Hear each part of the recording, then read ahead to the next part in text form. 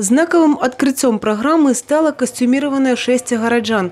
Сярод удзельнікаў прадстаўнікі бярозаўскіх прадпрыемстваў, арганізацый, спартсмены і юныя артысты. Яны задалі радасны настрой свята. На галоўнай сцэне ушанавалі знакавых людзей раёна. Ветэраны працы, навукоўцы і спартсмены. Яны ўнеслі свой уклад у развіццё Бярозаўшчыны. Сярод гасцей урачыстасці памочнік прэзідэнта па Брэсцкай вобласці Васіль Герасімаў, прадстаўнікі абласной выканаўчай улады і дыпмісіі. Тот задел, который сделан в Березовском районе, он очень сильный. И мы должны его сейчас. И такая задача ставится перед всеми работниками. И каждый это понимает. Только двигаться вперед, укреплять то, что есть.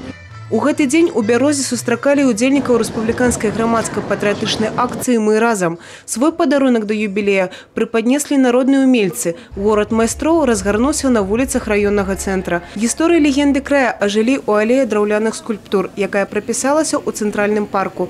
Побач помнік птушцы абярэгу. Старадаўняе майстэрства, узноўленае бярозаўскімі майстрамі, увайшло ў пералік нематэрыяльнай спадчыны Беларусі. Асноўныя гулянні разгарнуліся на цэнтральнай вуліцы горада. Творчыя нумары ў выкананні аматарскіх калектываў і зорак беларускай эстрады не пакінулі абыякавымі нікога.